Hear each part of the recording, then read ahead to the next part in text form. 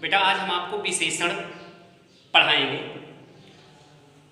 विशेषण, विशेषण किसे कहते हैं? विशेषण की परिभाषा, संज्ञा या सर्वनाम शब्दों की विशेषता बताने वाले शब्दों को विशेषण कहते हैं। संज्ञा या सर्वनाम शब्दों की विशेषता बताने वाले शब्दों को विशेषण कहते हैं। विशेषण के प्रकार, विशेषण कितने प्रकार के होते हैं?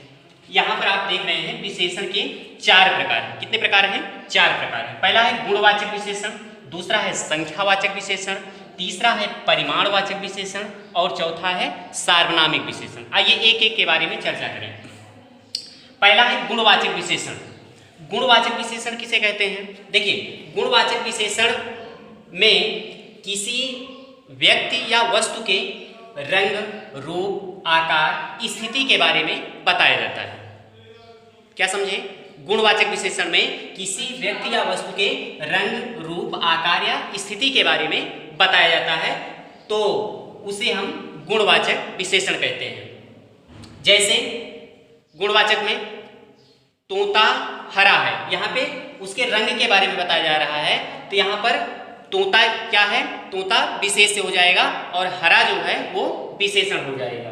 ठीक है। उसी प्रकार से आकार के बारे में बताया जाता है कि वह व्यक्ति लंबा है या राम लंबा है, तो लंबा शब्द यहाँ उसके आकार के बारे में बता रहा है, लंबाई के बारे में बता रहा है। इस प्रकार से यहाँ भी क्या होगा? गुणवाचक विशेषण होगा। इसी प्रकार से बहुत से इसके उदाहरण हैं। अगला आपका आता है कि संख्यावाचक विशेषण। संख्यावाचक विशेषण किसे कहते हैं?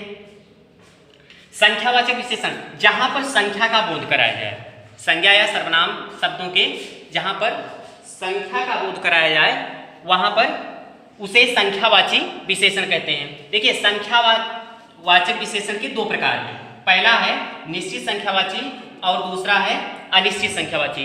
अब बात आती है कि निश्चित संख्यावाची किसे कहते हैं और अनिश्चित संख्यावाची किसे कहते हैं। तो निश्चित संख्यावाची किसी व्यक्ति के या वस्तु के, किसी व्यक्ति या वस्तु के निश्चित संख्या का बोध कराने वाले शब्दों को हम निश्चित संख्यावाची विशेषण कहते हैं। जैसे उदाहरण, निश्चित संख्यावाची जैसे कहा जाए कि क्लास में 20 बच्चे बैठे हुए हैं, तो 20 बच्चे बैठे हुए हैं अर्थात एक निश्चित संख्या यहाँ पर बताई जा रही है कि क्लास में 20 बच्चे ही बैठे हैं, अर्थात निश्चित संख्यावाची विशेषण हो गया। और यदि कहा जाए कि क्लास में कुछ बच्चे बैठे हुए हैं, तो कुछ बच्चे का मतलब है कि वो संख्या निश्चित नहीं है, इसलिए कुछ शब्द जो हो गया यहाँ पे अनिश्चित संख्यावाची विशेषण हो गया। इसी प्रकार से बहुत से इसके उदाहरण हैं। इसको आप लोग बुक में जब देखेंगे तो उसमें उदाहरण लिखे हुए हैं, उसको देख करके पढ़ेंगे। अगला आता है हमारा परिमाणवाचक विशेषण। परिमाणवाचक विशेषण किसे कहते हैं? देखिए, परिमाणवाचक विशेषण में हम किसी वस्तु के नाप तोल के बारे में जानते हैं। यदि किसी वस्तु की माप तोल और उसकी मात्रा बताई जाती है कि कितने लीटर या कितने मीटर या कितने किलोग्राम, जैसे यहाँ परिमाणवाचक विशेषण के 2 प्रकार हैं। पहला है हमारा निश्चित परिमाणवाचक और दूसरा है अनिश्चित परिमाणवाचक। निश्चित परिमाणवाचक किसे कहते हैं? जैसे मान लीजिए कहा जाए 5 किलोग्राम चीनी।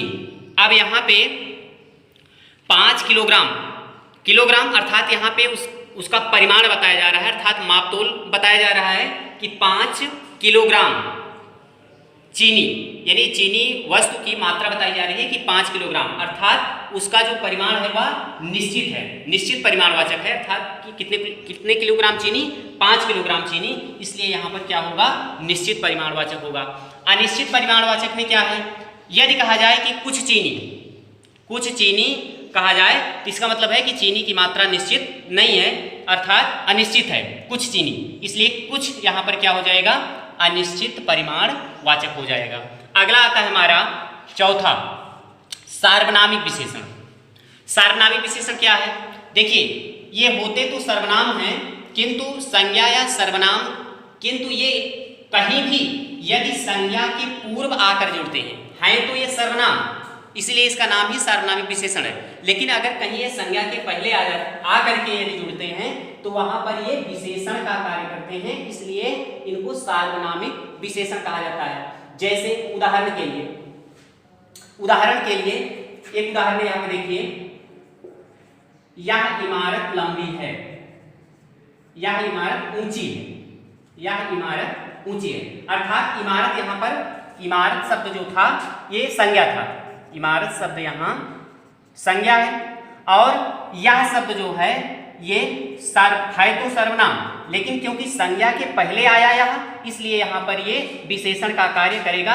इसलिए यह शब्द जो है ये सार्वनामिक विशेषण है, सार्वनामिक विशेषण। इस प्रकार हमने आपको विशेषण और उसकी परिभाषा, उसके प्रकार के बारे में बताया। Thank you.